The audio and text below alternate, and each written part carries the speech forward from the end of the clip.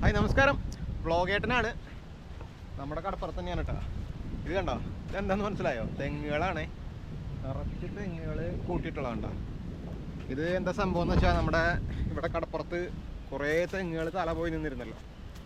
അപ്പോൾ ഒരു ടീം വന്നിട്ട് ആ തെങ്ങുകളെല്ലാം വില പറഞ്ഞ് മുറിച്ചെടുക്കുകയാണ്. ഇവിടെ ഒരുപാട് പറമ്പുകളുള്ള തെങ്ങുകൾ അവരെടുക്കുന്നുണ്ട്. തല പോയി നിൽക്കുന്ന നല്ല തെങ്ങുകൾ കേട്ടോ. അതായത് തല പോയിട്ട് കംപ്ലീറ്റ് ഉണങ്ങി ഉപയോഗശൂന്യമായതല്ല, അവർക്കെന്തോ ആവശ്യത്തിന് വേണ്ടി തടിക്ക് ഉപയോഗിക്കാൻ പറ്റുന്ന തെങ്ങുകൾ കണ്ടോ. ഇതൊക്കെ നല്ല തടിയാണ്.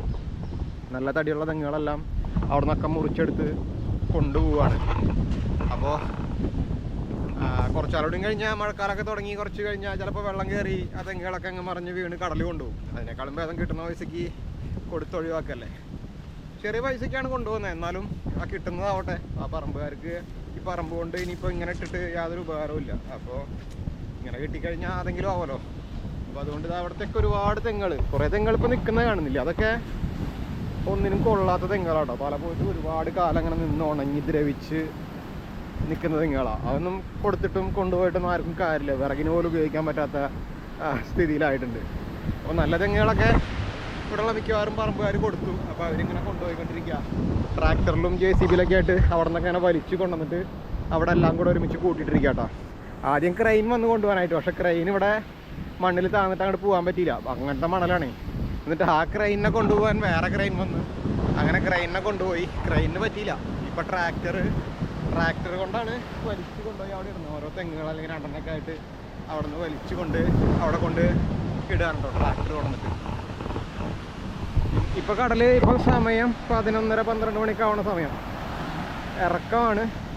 കടലൊക്കെ അത്യാവശ്യം കുഴപ്പമില്ലാണ്ട് ഇങ്ങനെ കിടക്കുക. ഒരു കളർ വ്യത്യാസമുണ്ട്. അത് മഴ പെയ്യുമ്പോൾ സാധനം ഉണ്ടാകുന്നതാണ്. അങ്ങോട്ട് നോക്കി കഴിഞ്ഞാൽ ഒരു നീല കളറും കരയോടടുത്ത് ഒരു ചെളിയുടെ നിറമൊക്കെ കാണാം. അത് സാധാരണ സ്വാഭാവികമാണ്. അല്ലാണ്ട് കടൽ പ്രക്ഷുബ്ധമാണെന്നോ അങ്ങനെയുള്ള പ്രശ്നങ്ങളൊന്നും ഇല്ല കേട്ടോ. അല്ല, മഴ തുടങ്ങിയിട്ടില്ല, അത് വേറെ കാര്യം.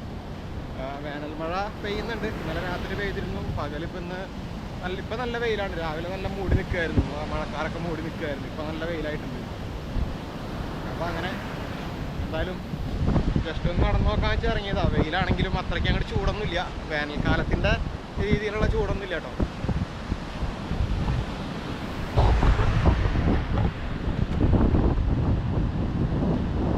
ഇവിടെയൊക്കെ റോഡ് ഉണ്ടായിരുന്ന സ്ഥലമാണേ.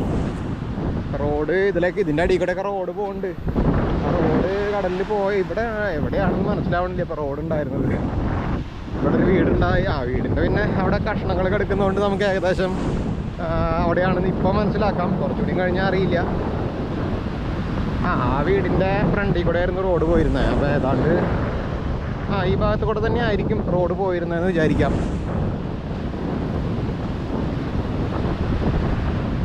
അപ്പോൾ ഈ ട്രാക്ടർ ഉള്ളതുകൊണ്ട് കുഴപ്പമില്ല. ട്രാക്ടറാണ് ഇവിടെ മിക്കവാറും ഇപ്പോൾ എല്ലാത്തിനും ഉപയോഗിക്കാൻ പറ്റുള്ളൂ കേട്ടോ. വേറൊരു വണ്ടിയും പറ്റില്ല. പിന്നെ 4 വീൽ ഡ്രൈവ് വാഹനങ്ങളൊക്കെ വരാറുണ്ട്. താറും അങ്ങനെയുള്ള വണ്ടികളൊക്കെ വരാറുണ്ട്. അല്ലാണ്ട് ഇപ്പോൾ ഇങ്ങോട്ട് വേറെ വണ്ടികൾക്കോ കാര്യങ്ങൾക്കൊന്നും വരാൻ പറ്റില്ല. പോലീസിന് പോലും വരാൻ പറ്റില്ല.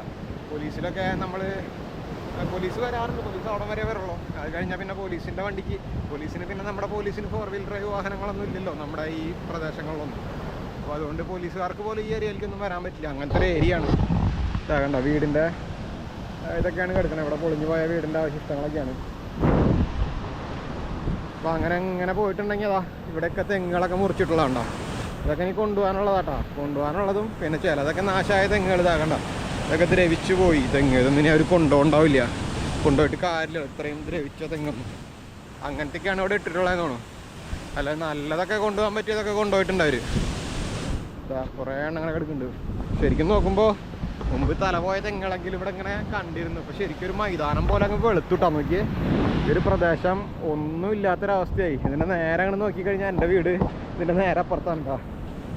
മുമ്പ് ഞങ്ങളുടെ വീട്ടിൽ നിന്ന് കടലിലേക്ക് നോക്കുമ്പോൾ ഒരു തടസ്സമായിട്ട് ഈ തെങ്ങുകളൊക്കെ ഇങ്ങനെ നിന്നിരുന്നു. ഇപ്പോൾ അതുകൂടി ഇല്ലാത്തതുകൊണ്ട് വീട്ടിൽ നിന്നാൽ നല്ല ഭംഗിയായിട്ട് കടൽ കാണാമെന്ന് മാത്രമല്ല, അതിലുള്ള പ്രശ്നം എന്താണെന്ന് വെച്ചാൽ കുറച്ചാൾ കഴിഞ്ഞാൽ ഭയങ്കര കാറ്റ് തുടങ്ങും. ഉപ്പ് കാറ്റ്, ഭയങ്കരമായിട്ടുള്ള ഉപ്പ് കാറ്റ് വരും. കഴിഞ്ഞ വർഷം മുമ്പൊന്നും ഉണ്ടായിരുന്നില്ല. കഴിഞ്ഞ വർഷം തൊട്ടൊക്കെയാണ് ശരിക്കും നമ്മുടെ അവിടേക്കൊക്കെ അത് എഫക്റ്റ് ചെയ്ത് തുടങ്ങിയത്. ആ ഉപ്പ് കാറ്റ് വന്നാലുള്ള പ്രശ്നം എന്ന് പറഞ്ഞാൽ ചെടികളും മരങ്ങളൊക്കെ ഉണങ്ങിപ്പോവും. ഇലകളൊക്കെ ഉണങ്ങിപ്പോവും. ചെടികളൊക്കെ ആകെ നശിക്കും. അത്രയും ഭയങ്കര ഉപ്പ് കലർന്നിട്ടുള്ളൊരു കാറ്റാണ്. ചെടികളുടെ ഇലയിലൊക്കെ ഇങ്ങനെ ഉപ്പ് പറ്റി പിടിച്ചിരിക്കുന്ന കാണാം ഈ കാറ്റ് വന്നു കഴിഞ്ഞാൽ. അപ്പോൾ ഇനിയിപ്പോൾ തടസ്സങ്ങളൊന്നും ഇല്ലാണ്ട് ഡയറക്റ്റ് അങ്ങനെ എത്തും. അത്രയേ ഉള്ളൂ. ഇവിടെയൊക്കെ കടലിൽ കുറേ തെങ്ങുകൾ നിൽക്കുന്നുണ്ട്. അതൊന്നും കിട്ടിയിട്ട് കാര്യമില്ല. അതൊക്കെ ഓൾമോസ്റ്റ് തീരുമാനമായ തെങ്ങുകളാണ്, നശിച്ച തെങ്ങുകളാണ്. അതൊക്കെ കടൽ തന്നെ കൊണ്ടുപോകും. കടലിൽ കൊണ്ടുപോകുമ്പോഴൊരു പ്രശ്നം എന്ന് പറഞ്ഞാൽ കുറേ നാൾ ഇവിടെ കിടന്നത് ഇങ്ങനെ അങ്ങോട്ടും ഇങ്ങോട്ടും ആടി ഒലഞ്ഞ് ഇവിടെ കടലിൽ തിരമാലയിൽ പെട്ട് ഇവിടെ തന്നെ ഇങ്ങനെ എടുക്കും. അപ്പോൾ ഈ വല ഇടുമ്പോഴൊക്കെ ഉണ്ടല്ലോ, നമ്മൾ വലയിടാനൊക്കെ പോണ സമയത്ത് വലയിലൊക്കെ പെട്ട് വല കീറുക അങ്ങനെയുള്ള കുറേ പ്രശ്നങ്ങളുണ്ട് ഈ തെങ്ങ് ഇവിടെ കിടന്നു കഴിഞ്ഞാൽ. പിന്നെ അതങ്ങ് എങ്ങോട്ടെങ്കിലൊക്കെ പോവും. ചിലപ്പോൾ കരയിൽ കയറ്റിയിടും എവിടെയെങ്കിലും. അങ്ങനെ ഈ വീട് ഇപ്പോഴും ഇങ്ങനെ നിൽക്കുകയാണ് ഒരടയാളമായിട്ട്.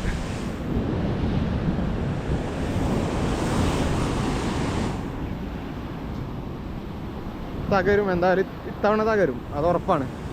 അതിൻ്റെ ഉള്ളിൽ കുറേ മണൽ ഇട്ടിട്ടുള്ളതുകൊണ്ട് അതിൻ്റെ ബലത്തിൽ നിൽക്കാന്ന് തോന്നുന്നുണ്ട്. ആ സൈഡൊക്കെ തകർന്ന് വീണു. പിന്നെ ഈ സൈഡ് ഇവിടെ നിന്നൊക്കെ വിണ്ട് പൊളിഞ്ഞിട്ട് കണ്ട അടിയിൽ നിന്ന് ഇങ്ങനെ മണ്ണെടുത്ത് പോകും തോറും ഈ വീട് ഇങ്ങനെ മറിഞ്ഞ് ഇപ്പുറത്തേക്ക് അങ്ങോട്ട് മറിഞ്ഞ് വീഴാനുള്ള ചാൻസ് ഉണ്ട്. അപ്പോൾ അതെന്തായാലും ഈ വർഷക്കാലത്ത് എന്തായാലും പ്രതീക്ഷിക്കാം അത് വീഴുന്നുള്ളത്. കയറാൻ പറ്റില്ല. മുമ്പൊക്കെ ഞാൻ ഈ വഴി നടന്നു വരുമ്പോൾ വലിയ ഇടിമിന്നലോ ഒക്കെ വരുന്ന സമയത്ത് കാറ്റൊക്കെ വരുമ്പോൾ ഇതിൻ്റെ വരാന്തലൊക്കെ കയറി നിൽക്കാറ് കഴിഞ്ഞ വർഷമൊക്കെ. ഇനി കയറി നിൽക്കാൻ പറ്റില്ല. കാരണം നോക്കിയേ, ചുമരൊക്കെ നോക്കിയാൽ വിണ്ട് പൊളിഞ്ഞിട്ടുള്ളതാണ്ടോ. എപ്പോഴത് പൊളിഞ്ഞ് വീഴാന്ന് പറയാൻ പറ്റില്ല. ഇതിൻ്റെ അടിയിലൊക്കെ കയറി നിന്ന് കഴിഞ്ഞാൽ നമ്മൾ ചിലപ്പോൾ അതിൻ്റെ ഉള്ളിൽ പെടും. അവിടെയൊക്കെ എല്ലായിടത്തും പൊട്ടിയിട്ടുണ്ട് കണ്ടോ, ചുറ്റും മുകളിലൊക്കെ കംപ്ലീറ്റ് വിണ്ട് പൊളിഞ്ഞ് നിൽക്കുക. അപ്പോൾ ഇതിൻ്റെ ഉള്ളിൽ കയറി നിൽക്കൽ ഇനി നടക്കുന്ന പരിപാടിയല്ല. കഴിഞ്ഞ വർഷമൊക്കെ ഇതിൽ വന്ന സമയത്ത് ഭയങ്കര കൊടുങ്കാറ്റ് പോലത്തെ കാറ്റ് വന്നിട്ട് ശരിക്കും വേറെ എവിടെയും പോകാൻ നിവൃത്തിയില്ല. പെട്ടെന്നാണ് ഈ കാറ്റ് വരിക. ചൂണ്ടയിടാൻ വരുന്നവരും അതുപോലെ തന്നെ ഇവിടെ വന്ന് ചൂണ്ടയിടാനൊക്കെ നിൽക്കുന്ന സമയത്ത് ചിലപ്പോൾ ഭയങ്കര കാറ്റ് വരും. കാറ്റ് ഇടിമിന്നലോ ഒക്കെ വന്നു കഴിഞ്ഞാൽ ഇതിൻ്റെ ഉള്ളിലൊക്കെയാണ് കയറി നിൽക്കാറുണ്ട്. വരാൻ കയറി നിൽക്കാറുണ്ട്. ഇനി കയറി നിൽക്കൽ റിസ്ക്കാണ്, ഇനി നടക്കില്ല. പിന്നെ അവിടേക്ക് അങ്ങോട്ട് വ്യത്യാസം നോക്കിക്കഴിഞ്ഞാൽ നമുക്ക് മനസ്സിലാവും. ആ വീടിൻ്റെ അപ്പുറത്തേക്ക് നോക്കിക്കഴിഞ്ഞാൽ ഈ കുഴിക്കൽ വലിയ കാര്യമായിട്ട് കാണില്ല. അതായത് ഇങ്ങനെ ഇടിച്ചിടിച്ച് കൊണ്ടുപോകുന്ന പരിപാടി അധികം കാണില്ല. പക്ഷേ ഇവിടെ നിന്ന് ഇങ്ങോട്ട് നോക്കിക്കഴിഞ്ഞാൽ കംപ്ലീറ്റ് ഇങ്ങനെ കുഴിപ്പൻ തിരമാലകൾ ഇങ്ങനെ കുഴിച്ച് കൊണ്ടുപോകുമ്പോൾ നമ്മൾ ഇങ്ങനെ ഈ ബോർഡർ പോലെ ഇങ്ങനെ വെച്ചിട്ട് കാണാമല്ലോ മണലിൻ്റെ. അത് കൃത്യമായിട്ട് കാണാം. ഇവിടെ നിന്ന് അങ്ങോട്ട് കണ്ടോ, ഇവിടെ നിന്ന് അങ്ങോട്ട് വടക്കോട്ട് ആ പുലിമുട്ട് വരെയുള്ള പ്രദേശം കംപ്ലീറ്റ് ഇങ്ങനെ കുഴിച്ചുകൊണ്ടിരിക്കുക. അവിടെയൊക്കെ നിൽക്കുന്ന തെങ്ങുകൾ നോക്കി എത്ര തെങ്ങാന്ന് നോക്കി. പക്ഷേ ഈ വീടിൻ്റെ അപ്പുറത്തേക്ക് അത്രയ്ക്ക് അങ്ങോട്ട് കുഴിക്കലില്ല. ആ ഒരു വ്യത്യാസം നമുക്ക് മനസ്സിലാക്കാൻ പറ്റും.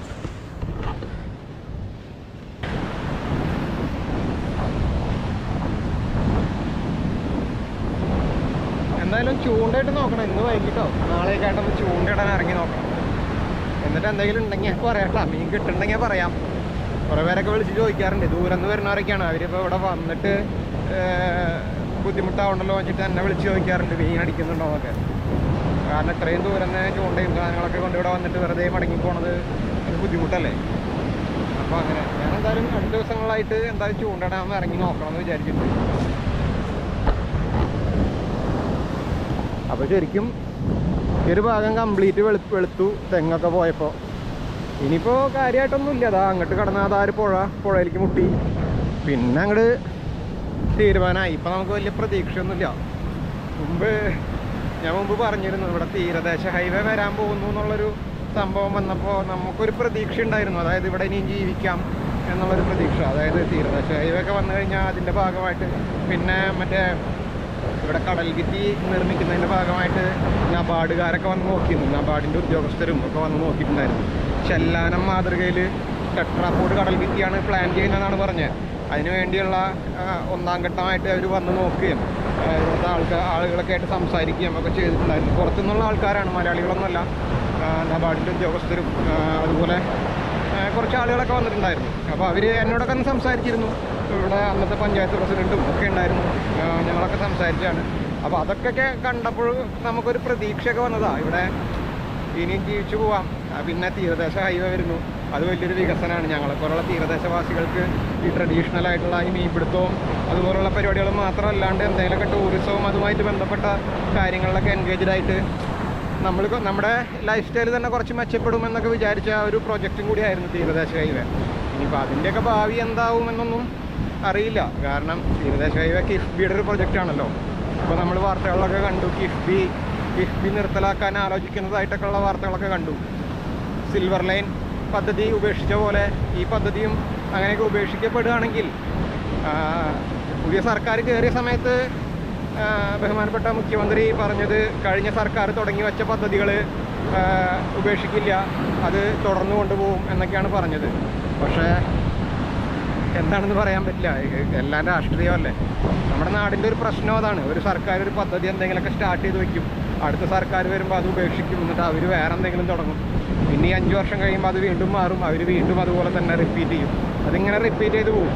ശരിക്കും നാടിന് വേണ്ട നല്ല കാര്യങ്ങൾ രാഷ്ട്രീയ വ്യത്യാസമില്ലാതെ ഏത് സർക്കാർ തുടങ്ങി വെച്ചതാണെങ്കിലും അത് കണ്ടിന്യൂ ചെയ്തു പോവുക എന്നുള്ളതാണ് ശരിക്കും നാടിൻ്റെ വികസനത്തിന് ആവശ്യം. പക്ഷേ ഇതിലെല്ലാം രാഷ്ട്രീയം കലർത്തിയിട്ട് ചില ആളുകളുടെ ആവശ്യത്തിന് വേണ്ടി, അല്ലെങ്കിൽ അവർക്ക് വേണ്ടി, വ്യക്തി താല്പര്യങ്ങൾക്ക് വേണ്ടി നല്ല പദ്ധതികളെയൊക്കെ അട്ടിമറിക്കുക, ഇങ്ങനെയുള്ള കാര്യങ്ങളൊക്കെയാണ് നമ്മൾ കണ്ടുവരുന്നത്.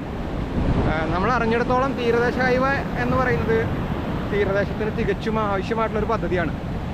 ഞാൻ കഴിഞ്ഞ ദിവസം ഒരു ഷോർട്ട് വീഡിയോ ഇട്ടപ്പോൾ കുറേ പേര് എന്നോട് ചോദിക്കുകയുണ്ടായി, അതായത് കടലിൽ നിന്ന്, അതായത് തീരദേശത്തു നിന്നും ഏകദേശം 1.5 കിലോമീറ്റർ ഡിസ്റ്റൻസിലാണ് നമ്മുടെ പുതിയ നാഷണൽ ഹൈവേ NH66 ഇപ്പോൾ വന്നുകൊണ്ടിരിക്കുന്നത്. അപ്പോൾ അതിന് പാരലായിട്ട് ഇങ്ങനൊരു ഇങ്ങനൊരു തീരദേശ ഹൈവേയുടെ ആവശ്യം എന്താണെന്നൊക്കെ കുറേ പേര് ചോദിക്കുന്നുണ്ട്. ശരിക്കും നാഷണൽ ഹൈവേയും ഇതും തികച്ചും വ്യത്യസ്തമായിട്ടുള്ള സംഭവമാണ്. ഒന്നാമത്തെ കേസ്, നാഷണൽ ഹൈവേയിൽ കുറേ റെസ്ട്രിക്ഷൻസും കാര്യങ്ങളും ഉണ്ട്. ടോളുണ്ട്, വലിയ ടോൾ കൊടുക്കണം. പിന്നെ ഇവിടെ നിന്ന് നാഷണൽ ഹൈവേയിലേക്ക് എത്തിപ്പെടാനുള്ള മാർഗ്ഗങ്ങളും പലയിടത്തും നല്ലതല്ല. പിന്നെ ഇവിടെ ഈ ഹാർബറുകളെയൊക്കെ ബന്ധപ്പെടുത്തിക്കൊണ്ട് ഒരു മാർഗ്ഗം ഉണ്ടാവുകയാണെങ്കിൽ, ഇപ്പോൾ നമ്മൾ ഇവിടെ ചേറ്റുവ ഹാർബറിലാണെങ്കിലും മുനക്കക്കടവ് ഹാർബർ, അതുപോലെ നമ്മുടെ അഴീക്കോട്, ഇവിടെ നിന്ന് അങ്ങോട്ട് പോയി കഴിഞ്ഞാൽ പല ഹാർബറുകളുണ്ട്. ഈ ഹാർബറുകളൊക്കെ ബന്ധപ്പെടുത്തിക്കൊണ്ട് മീനൊക്കെ വരുമ്പോൾ നല്ല ഫ്രഷ് ആയിട്ടുള്ള മീൻ പെട്ടെന്ന് തന്നെ നമുക്ക് കൈമാറ്റം ചെയ്യപ്പെടാനും വേണ്ട സ്ഥലങ്ങളിലേക്ക് എത്തിക്കാനും ഇങ്ങനെയുള്ള കാര്യങ്ങൾ നടക്കും. അതുപോലെ കണ്ടെയ്നർ ടെർമിനലുകൾ, ഇതിലേക്കൊക്കെയുള്ള ആക്സസ് കാര്യങ്ങളൊക്കെ എളുപ്പമാവും. അതുപോലെ ടൂറിസമാണ് മെയിൻ. കാരണം ഇങ്ങനൊരു ഹൈവേ വന്നു കഴിഞ്ഞാൽ ഹൈവേയുടെ ഇരു കരകളിലും ടൂറിസം ഭയങ്കരമായിട്ട് ഡെവലപ്പാവും. അതിപ്പോൾ എന്താണെങ്കിലും, ചെറിയ കടകളാണെങ്കിൽ പോലും, ഹോം സ്റ്റേകളാണെങ്കിലും, റിസോർട്ടുകളാണെങ്കിലും, അല്ലെങ്കിൽ എന്ത് രീതിയിലുള്ളതാണെങ്കിലും ടൂറിസം, വാട്ടർ സ്പോർട്സ്, നമ്മുടെ നാട്ടിലൊന്നും ശരിക്കും കടലുമായിട്ട് ബന്ധപ്പെടുത്തിയിട്ടുള്ള വാട്ടർ സ്പോർട്സോ അങ്ങനെയുള്ള കാര്യങ്ങളൊന്നും, സർഫിങ്, അതുപോലുള്ള ഒരു കാര്യങ്ങളും യഥാർത്ഥത്തിൽ ഉപയോഗപ്പെടുത്തുന്നില്ല. അപ്പോൾ അങ്ങനെയുള്ള കാര്യങ്ങളൊക്കെ നല്ല രീതിയിൽ ഡെവലപ്പാവും. അപ്പോൾ നാഷണൽ ഹൈവേ അവിടെ വരുന്നു എന്ന് പറഞ്ഞിട്ട് തീരദേശ ഹൈവേ വേണ്ട എന്ന് പറയുന്നത് എന്ത് ന്യായമാണെന്ന് എനിക്ക് മനസ്സിലാവുന്നില്ല. എന്തായാലും ഞാനിപ്പോൾ രാഷ്ട്രീയം പറയാൻ വന്നതല്ല, എന്നാലും രാഷ്ട്രീയം പറയാതെയും പറ്റില്ല. രാഷ്ട്രീയം നമ്മളെന്തായാലും പറയും. അത് രാഷ്ട്രീയം പറഞ്ഞതുകൊണ്ട് ഇപ്പോൾ 4 ഫോളോവേഴ്സ് നഷ്ടപ്പെട്ടാലും രാഷ്ട്രീയം പറയുക തന്നെ ചെയ്യും. അത് പറയാനുള്ളത് തന്നെയാണ്. അപ്പോൾ അങ്ങനെ രാഷ്ട്രീയം എന്ന് പറഞ്ഞാൽ അത് കക്ഷി രാഷ്ട്രീയമോ അല്ലെങ്കിൽ ഏതെങ്കിലും ഒരു പാർട്ടിയെ കുറ്റപ്പെടുത്തുന്നോ അല്ലെങ്കിൽ ഒരു പാർട്ടിയെ അനുകൂലിക്കുന്നോ ഒന്നുമല്ല. നമുക്ക് വ്യക്തമായിട്ടുള്ളൊരു രാഷ്ട്രീയ ചിന്താഗതി എന്തായാലും ഉണ്ടാവണം. ഓരോ മലയാളിക്കും അല്ലെങ്കിൽ ഓരോ ഇന്ത്യക്കാരനും ഓരോ പൗരനും ഉണ്ടാവേണ്ടതാണ് രാഷ്ട്രീയ കാഴ്ചപ്പാട് എന്ന് പറയുന്നത്. അപ്പോൾ അതേ ഞാനും പറയുന്നുള്ളൂ. അപ്പോൾ അങ്ങനെ, പക്ഷെ തികച്ചും കേവലമായിട്ടുള്ള കക്ഷി രാഷ്ട്രീയത്തിൻ്റെ പേരിൽ നമ്മുടെ പദ്ധതികളൊക്കെ ഇതുപോലെ ഇല്ലാതാക്കുന്നത് കാണുമ്പോൾ സത്യത്തിൽ വിഷമമുണ്ട്. അപ്പോൾ അങ്ങനെ ഞാൻ എന്തായാലും നോക്കിയേ, കണ്ട എന്തോരം തെങ്ങുകളാണ് നോക്കിയേ. ഇതൊക്കെ എത്ര കാലം ഇവിടെ കായ്ഫലം തന്നിരുന്ന, എത്ര വർഷം പഴക്കമുണ്ടാവും നിങ്ങളൊന്ന് ആലോചിച്ച് നോക്കി. ഒരു തെങ്ങ് വളർന്ന് ഇത്രയും ഹൈറ്റിൽ ഇത്രയും വലിപ്പമുള്ളൊരു തെങ്ങായിട്ട് മാറണമെങ്കിൽ എത്ര വർഷം കഴിയണം? നമുക്കറിയാം, ഒരു തെങ്ങ് വെച്ച് കഴിഞ്ഞാൽ, ഒരു തൈ വെച്ച് കഴിഞ്ഞാൽ അത് വളർന്ന് ഇത്രയും വലിപ്പം വരണമെങ്കിൽ എത്ര വർഷം വേണമെന്നുള്ളതൊക്കെ ഉള്ളത്. അപ്പോൾ അത്രയും വർഷം ഇവിടെ വളർന്ന് കായ്ഫലം തന്നിട്ട് നമ്മളെ ഇവിടുത്തെ കർഷകർക്ക് വേണ്ടി ഇത്രയും കാലം ഇവിടെ നിലകൊണ്ട തെങ്ങുകളാണ് ഈ കിടക്കുന്നത്. അപ്പോൾ തീരമില്ലാതാകുമ്പോൾ നമ്മളിവിടെ നിന്ന് പോകുന്നു, ഇവിടെയുള്ള ആളുകളൊക്കെ പോകുന്നു, അതിൻ്റെ കൂടെ ഇതും പോകുന്നു. അങ്ങനെ ഈ ഒരു നാട് തന്നെ ഇവിടെ അങ്ങനെ ഇല്ലാതായി പോവുകയാണ്. അതിലൊരു വിഷമമുണ്ട്. പക്ഷേ ഇതൊക്കെ കൊണ്ടുപോകുന്നതാണ് നല്ലത് കേട്ടോ. കാരണം കടൽ കൊണ്ടുപോയിട്ട് വെറുതെ ആർക്കും ഉപകാരമില്ലാണ്ടായി പോകണമെന്ന് നല്ലത്. 150 റുപ്യ ആണെങ്കിലും ഒരു തെങ്ങിന് കിട്ടിക്കഴിഞ്ഞാൽ അത് ആ പറമ്പുടമയ്ക്ക് ചെറിയൊരു പൈസ, എന്തെങ്കിലും ചെറിയൊരു പൈസയെങ്കിലും കിട്ടുമല്ലോ. അപ്പോൾ അങ്ങനെ ശരി, പോട്ടെ.